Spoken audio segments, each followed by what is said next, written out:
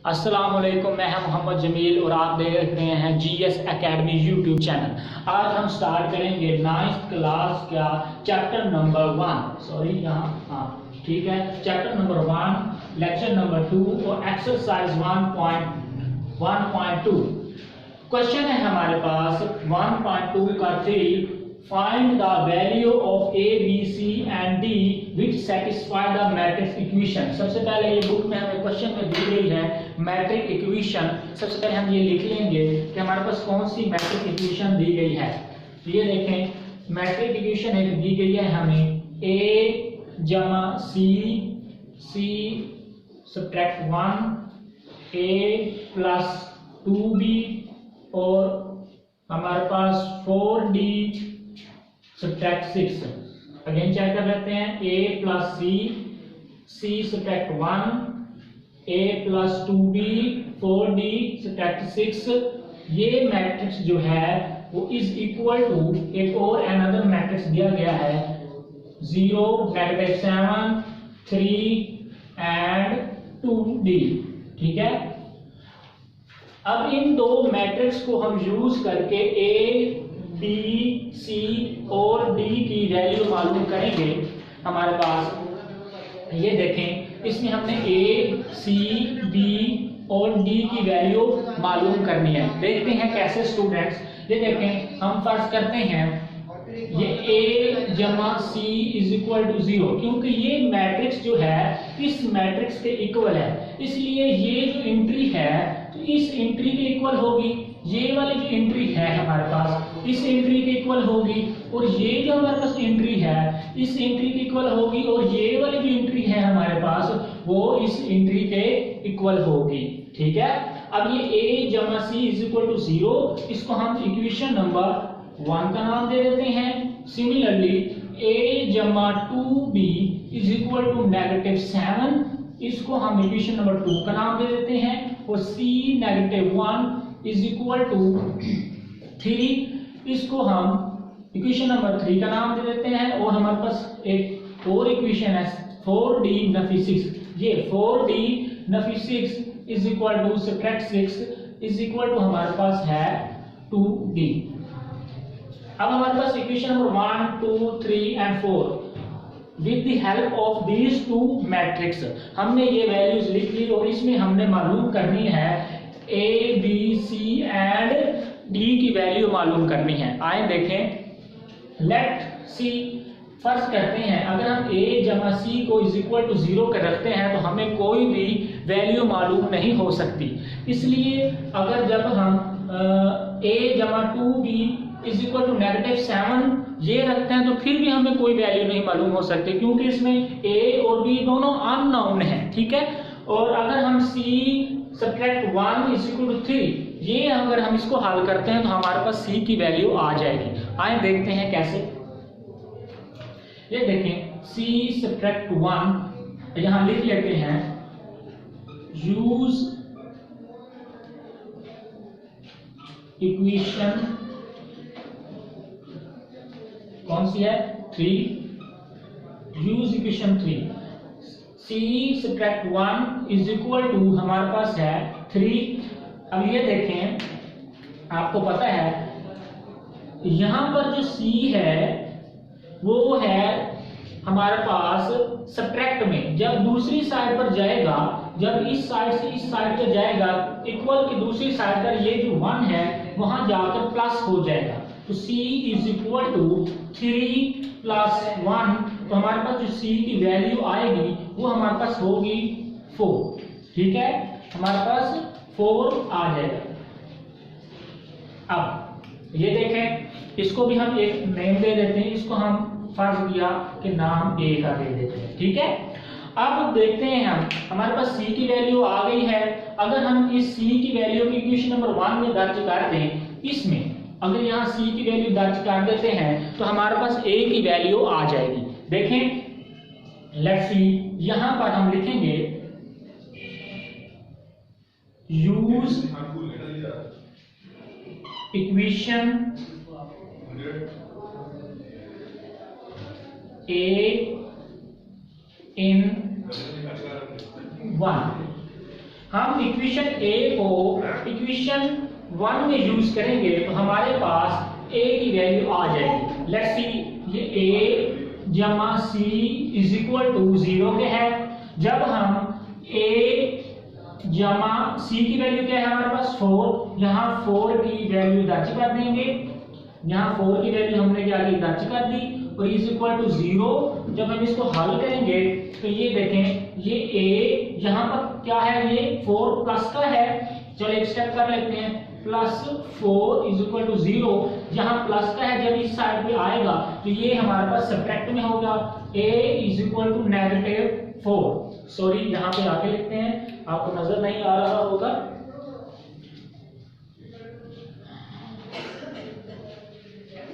हाँ, यहाँ पे देखें हमने लिखा यूज इक्वेशन a इन 1, तो हमारे पास क्या होगा, a plus c is equal to 0 and we know that c is equal to 4 is equal to 0। ये देखें c is equal to 4, यहाँ हमने यूज कर दी इक्वेशन, तो a is equal to -4, ये हमारे पास क्या हुई, एक वैल्यू आ गई। ठीक है, यहाँ हम इससे लिख लेते हैं, बाद में आपको आसानी होगी। a is equal to -4। ठीक है, अब सिमिलरली अब हम वैल्यू मालूम करेंगे। अब ये देखें हमारे पास a की वैल्यू भी आ गई और c की वैल्यू भी रह गई आ गई। अब हमारे पास ये b की वैल्यू और d की वैल्यू रह गई।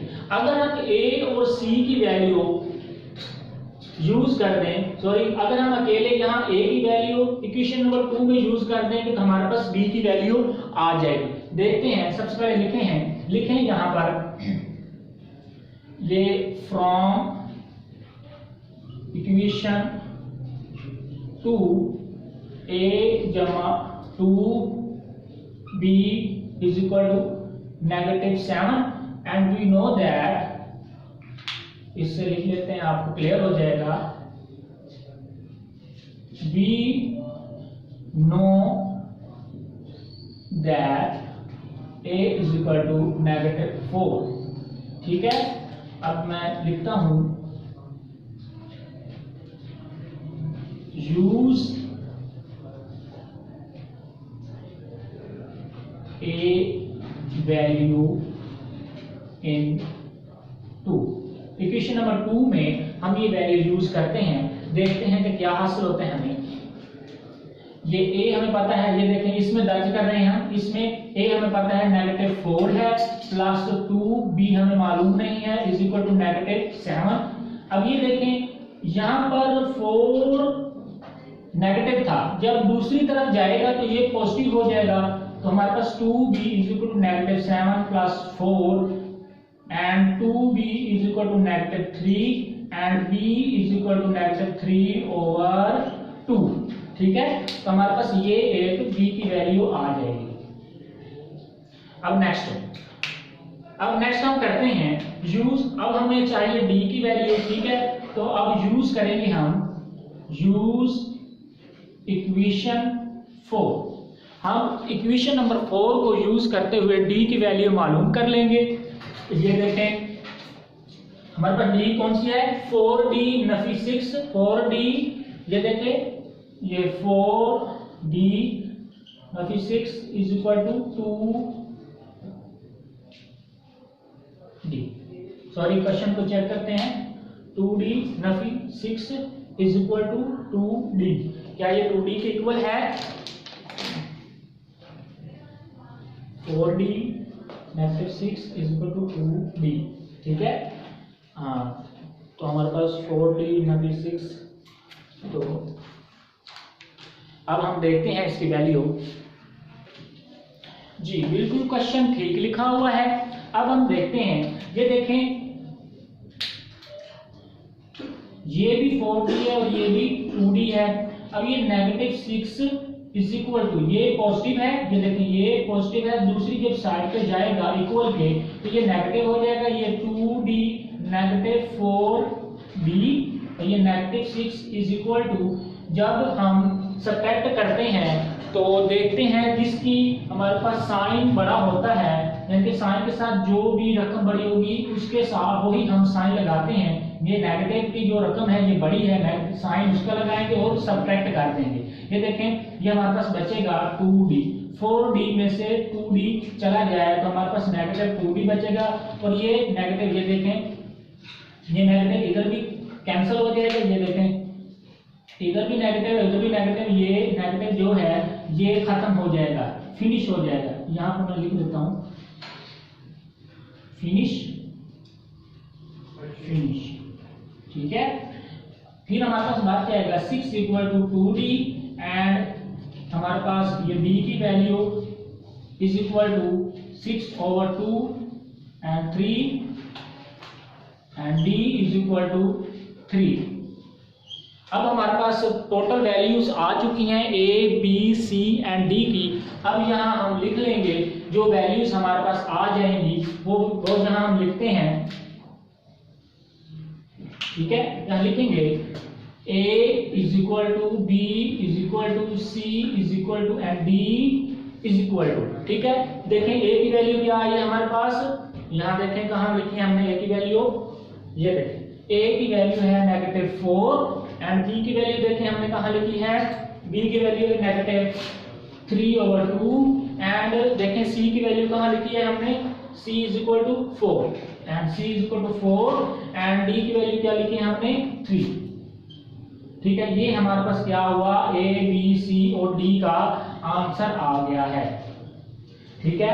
अब नेक्स्ट हम जो करेंगे वो है हमारे पास, पहले हमने की है लेक्चर नंबर 2 था और एक्सरसाइज 1.2 थी, अब हम करेंगे 1.3। अब हम स्टार्ट करेंगे 1.2, ठीक है। पहले हमने 1.1 का क्वेश्चन नंबर 3 हल किया था, अब हम हल करेंगे 1.2। 1.2 हल करने से पहले कॉमनली जो यूज होते हैं हमारे पास मैट्रिक्स, उसके बारे में हम जानेंगे। सबसे पहले ये देखें हमारे पास टाइप ऑफ मैट्रिक्स हैं, यहां मैं लिख देता हूं हमारे पास टाइप, ठीक है। टाइप्स ऑफ मैट्रिक्स लिखते हैं हम,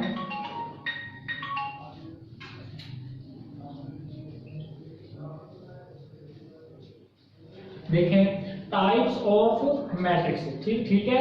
ये टाइप ऑफ मैट्रिक्स, ठीक है। टाइप्स ऑफ मैट्रिक्स सबसे पहले नंबर 1 पे आ रही है हमारे पास रो मैट्रिक्स, ठीक है। रो मैट्रिक्स के बारे में आपको सबसे पहले मैं बता दूं क्या चीज है ये रो मैट्रिक्स। ऐसा मैट्रिक्स जिसमें ओनली 1 रो पाई जाए उसको हम रो मैट्रिक्स कहेंगे। अब हम इसकी डेफिनेशन यहाँ लिख देते हैं, ये देखें डेफिनेशन इसकी इस तरह है कुछ रो मैट्रिक्स की, ये देखें आ मैट्रिक्स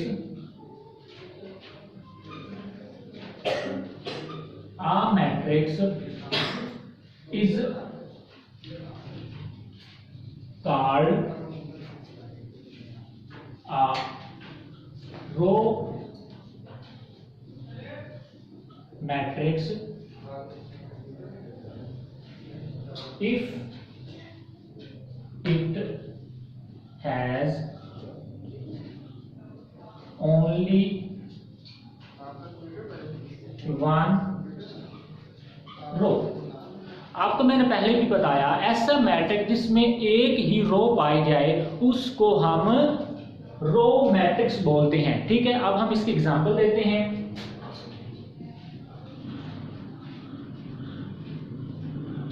एग्जांपल ये देखें, एग्जांपल हम बुक से ले लेते हैं, ये देखें 2, -1 एंड 7। ये देखें इसमें सिर्फ एक ही हमारे पास रो पाई गई है, इसलिए हम इसको रो मैट्रिक्स कहेंगे, ठीक है। A matrix is called a row matrix if it has only 1 row. आप देख रहे हैं कि इसमें एक ही रो है। जो नेक्स्ट हमारे पास डेफिनेशन आ रही है वो हमारे पास है कॉलम मैट्रिक्स, ठीक है। वो क्या है हमारे पास कॉलम मैट्रिक्स, ठीक है। ये सेकंड में मैं लिख रहा हूं, ठीक है, कॉलम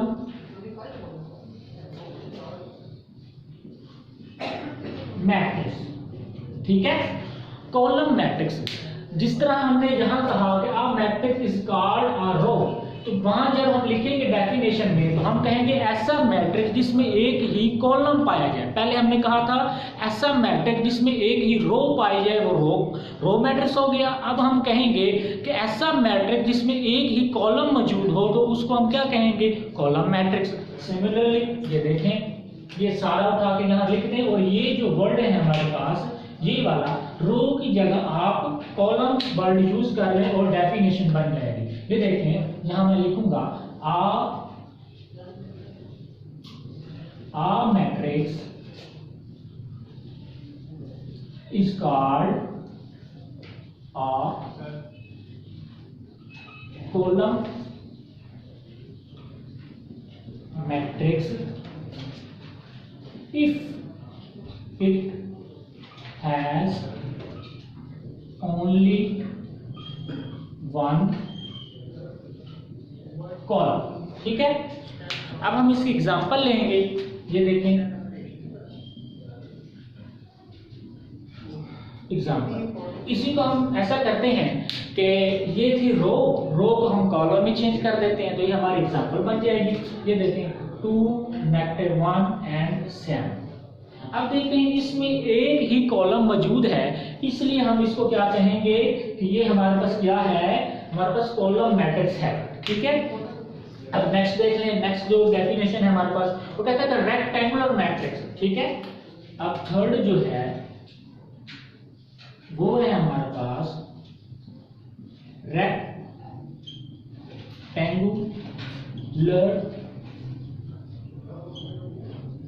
मैट्रिक्स।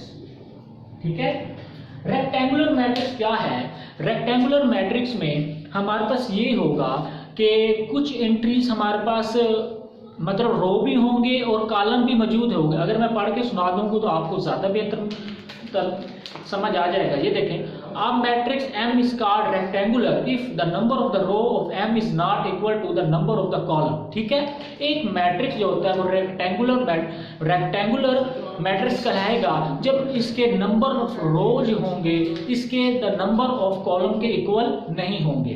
देखें, अब हम सबसे पहले ये डेफिनेशन लिखेंगे, उसके बाद हम इसकी एग्जांपल लिखेंगे। ये देखें रेक्टेंगुलर मैट्रिक्स है, यहाँ लिखेंगे आ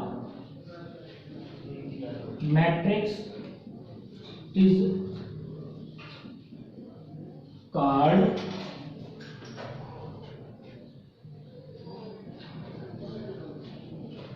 rectangular matrix if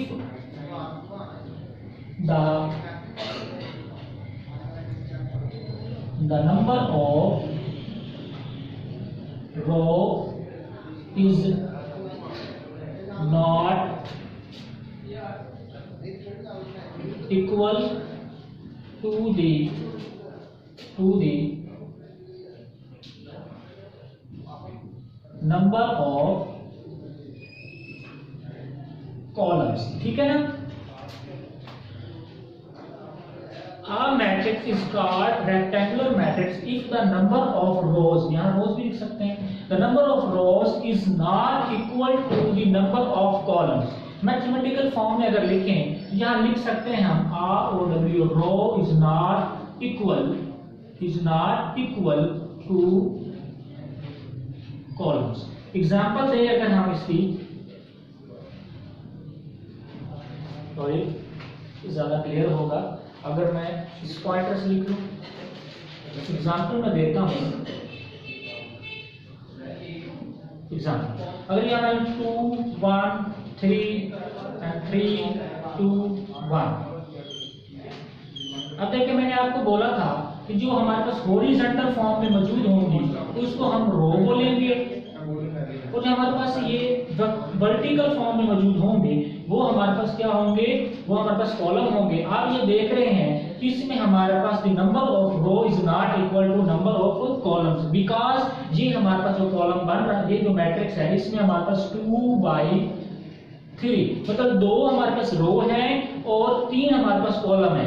अगर हमारा पास ये सेम होता 2 by 2 होता तो हम इसको रेक्टेंगुलर मैट्रिक्स नहीं कह सकते, लेकिन यहाँ पर ये देखें रो जो है वो कॉलम से डिफरेंट है, मुख्तलिफ है, इक्वल नहीं है, इसलिए हम इसको कहेंगे कि ये हमारे पास जो है वो है रेक्टेंगुलर मैट्रिक्स। ठीक है, अब जो नेक्स्ट है जो हम पढ़ रहे थे टाइप ऑफ मैट्रिक्स में, जो नेक्स्ट है वो है स्क्वायर मैट्रिक्स। ठीक है, स्क्वायर मैट्रिक्स के बारे में हम जानते हैं।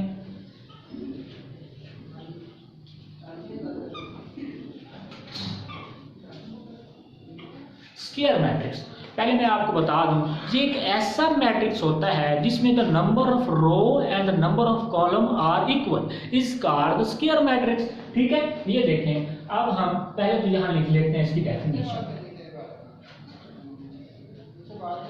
A matrix in which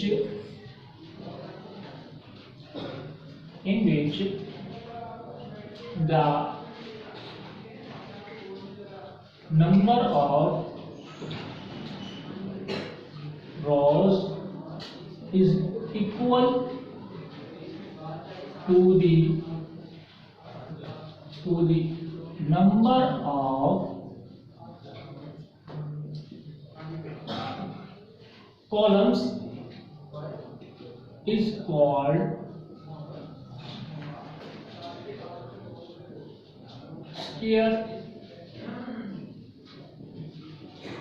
matrix. ठीक है, अब आपको मैंने इसकी डेफिनेशन भी बता दी, उर्दू में डेफिनेशन भी बता दी। अब हम आते हैं इसके एग्जांपल की तरफ। हम मैथमेटिकल फॉर्म में इस तरह भी लिख सकते हैं इसको कि ये हमारे पास रो जो है इज इक्वल टू हमारे पास कॉलम्स रोज हैं, रोज कॉलम्स के बराबर हो जाए तो इसको हम स्क्वायर मैट्रिक्स बोलते हैं। ठीक है, अब हम एग्जांपल लेते हैं इसकी। ये देखें एग्जांपल, हमारे एग्जांपल हम यहाँ लेते हैं, चलो बुक से ही एग्जांपल ले लेते हैं। ये देखें हमारे पास बुक की एग्जांपल है 2 -1 0 and 3। ठीक है, अब ये देखते हैं कि इसमें number of rows and number of columns हैं वो किस तरह इक्वल है। ये देखें, आपको मैंने बताया था जो हमारे पास एंट्रीज हॉरिजॉन्टल में मौजूद होंगी, ये जो लाइन होती है ये वाली, इसको हॉरिजॉन्टल लाइन बोलते हैं, और जो हमारे पास ये वाली लाइन होती है इसको हम वर्टिकल लाइन बोलते हैं। ठीक है, ये हमारे पास रो 1 रो 2 और जो वर्टिकल फॉर्म, ये देखिए ये है वर्टिकल फॉर्म, ये हमारे पास C1 एंड C2। हम यहाँ देख सकते हैं the number of row and the number of columns are equal, the number of rows and number of columns are equal is said to be square matrix. ठीक है, अब यहाँ हम लिख सकते हैं 2 by 2। ये देखें, ये हमारे पास रो है और ये हमारे पास कॉलम्स हैं। इट मीन दैट कि ये हमारे पास क्या हुआ, हमारे पास ये स्क्वायर मैट्रिक्स बन गया। ठीक है, अब जो नेक्स्ट है वो है नल मैट्रिक्स। ठीक है, अब देखते हैं कि नल मैट्रिक्स क्या है।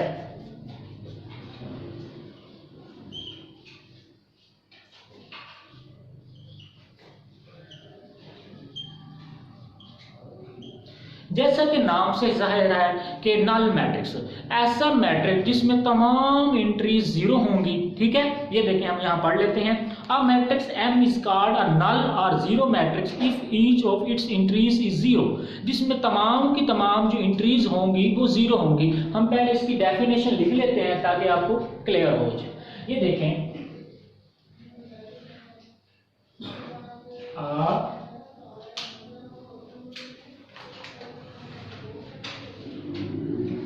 A matrix is called null matrix, और इसका जो दूसरा नाम है उसको जीरो मैट्रिक्स भी बोलते हैं। ये भी आप ध्यान में रखें, मैं यहाँ लिख देता हूं R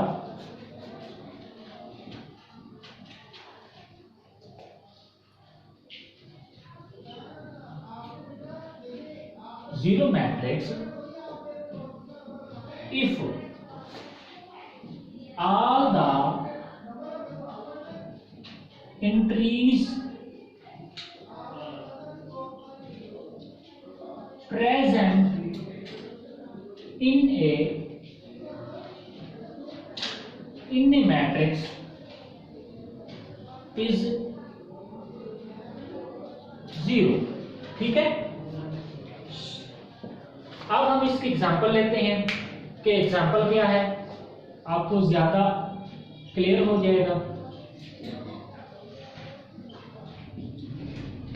आपको पहले भी बताया है कि ऐसा मैट्रिक्स जिसमें तमाम एंट्री सिफर हो। ये देखें यहाँ सिफर सिफर सिफर सिफर, लेकिन इधर 0।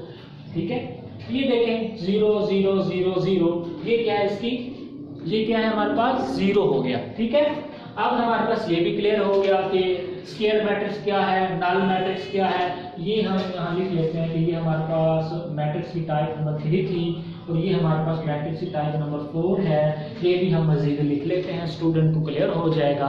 ठीक है, अब जो नेक्स्ट मैट्रिक्स है वो हम देखते हैं वो कौन सा, वो है ट्रांसपोज मैट्रिक्स। ठीक है, अब है हमारे पास ट्रांसपोज मैट्रिक्स। ये देखें transpose of A matrix, matrix का ट्रांसपोज। ठीक है, अब ये देखें, अगर हम इसकी डेफिनेशन लिखने से पहले मैं आपको अगर उर्दू में क्लियर कर दूं कि ये हमारे पास ये फर्ज किया कि एक मैट्रिक्स है। ठीक है, और उसमें हमारे पास 2 कॉलम्स हैं और 2 रोज हैं। अगर हम रो को कॉलम में कन्वर्ट कर दें और कॉलम को रो में कन्वर्ट कर दें तो उसको क्या कहेंगे, ट्रांसपोज। मतलब कि उल्ट करना, रो को कॉलम में कर देना और कॉलम को रो में कर देना। अब मैं यहाँ पर मैथमेटिकल फॉर्म जब एग्जांपल दूंगा तो आपको बिल्कुल क्लियर हो जाएगा। सबसे पहले मैं इसकी डेफिनेशन लिख लेता हूँ। ये देखें, इधर से हम यहाँ से लिख लेते हैं, अब मैट्रिक्स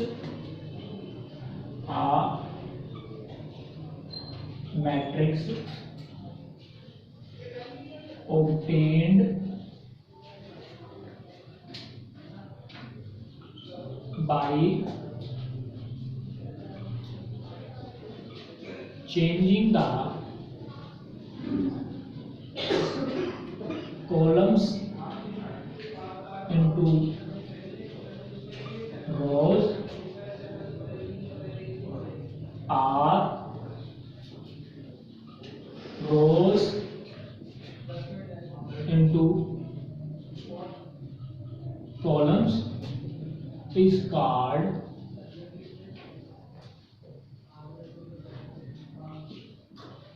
ट्रांसपोज मैट्रिक्स। ठीक है, अब हम जब इसकी एग्जांपल देंगे तो आपको ज्यादा क्लियर हो जाएगा। ये देखें, बुक में से हम एक एग्जांपल ले लेते हैं। ठीक है, हमारे पास ये एक मैट्रिक्स दिया गया है, A = 1 2 3 2 1 0 -1 4 and -2। ठीक है, अब हम इसका ट्रांसपोज लेंगे। जैसे कि मैंने आपको बताया था कि ये जो हमारे पास एंट्रीज मौजूद हैं हॉरिजॉन्टल फॉर्म में, इनको हम क्या बोलते हैं, रो बोलते हैं। और ये जो हमारे पास एंट्रीज मौजूद हैं वर्टिकल फॉर्म में, इनको हम बोलते हैं कॉलम, कॉलम 1 2 and 3। जब हम इसका ट्रांसपोज लेंगे, जैसे मैंने बताया, इन रो को हम कॉलम में तब्दील कर देंगे और कॉलम्स को रो में कन्वर्ट कर देंगे। मैथमेटिकल फॉर्म में किस तरह लिखेंगे, ये देखें, ये A है, ये सिंपल हमने मैट्रिक्स लिया है। जब हम इसका ट्रांसपोज लेंगे तो ये A है, तो हम इसके ऊपर A लगा के यहाँ छोटा सा T डाल देंगे। इसका मतलब ये होता है कि हम A मैट्रिक्स का ट्रांसपोज ले रहे हैं। अब ये देखें, जैसे कि मैंने बोला था कि रो को कॉलम में कन्वर्ट कर देना है या कॉलम को रो में कन्वर्ट कर देना है। ये देखिए, सबसे पहले ये रो है ना, ये वाली रो, ठीक है ना। अब हम इनको कॉलम में कैसे करेंगे, ये है ना 1 2 3, ये क्या है हमारे पास, हॉरिजॉन्टल फॉर्म में मौजूद है, हॉरिजॉन्टल। अब हम इसको जो इनटू, अब इसको जो कन्वर्ट करेंगे वो है वर्टिकल फॉर्म। ठीक है, अब वर्टिकल, ये देखें, ये हमारे पास हॉरिजॉन्टल फॉर्म थी।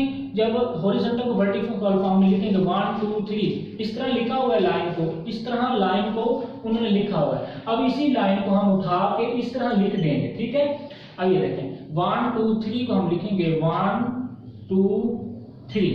सिमिलरली इसको भी 2 1 0 और सिमिलरली इसको भी हम लिख देंगे -1 4 एंड 2। ठीक है, अब ये देखें ये वाली एंट्रीज इधर से मैं शो कर दूं, ये देखें ये जो हमारे पास एंट्रीज मौजूद हैं, अब इनको मैंने कन्वर्ट कर दिया। ये देखें पहले ये 1 2 3 वर्टिकल हॉरिजॉन्टल फॉर्म में मौजूद थी, अब ये 1 2 3 हॉरिजॉन्टल फॉर्म में मौजूद है। अब ये देखें पहले ये हमारे पास हॉरिजॉन्टल फॉर्म में मौजूद थी 2 1 0, अब ये 2 1 0 वर्टिकल फॉर्म में मौजूद है। अब ये देखें ये पहले हमारे पास वर्टिकल फॉर्म में, सॉरी वर्टिकल नहीं हॉरिजॉन्टल फॉर्म में मौजूद थी, अब ये हमारे पास किस फॉर्म में मौजूद है, वर्टिकल फॉर्म में। ये देखें -1 4 -2 ये हमारे पास हॉरिजॉन्टल थी, जब इनको वर्टिकल फॉर्म में लिखा ये वर्टिकल फॉर्म होगी, इस तरह लिखना। ठीक है, ये क्या होती है वर्टिकल फॉर्म। अब इसको देखें ये वर्टिकल फॉर्म आ गई हमारे पास, -1 4 -2 था, जब इसको हमने लिखा तो ये हमारे पास क्या बनी -1 4 एंड -2। इस तरह हमारे पास ये ट्रांसपोज भी कंप्लीट हो गया।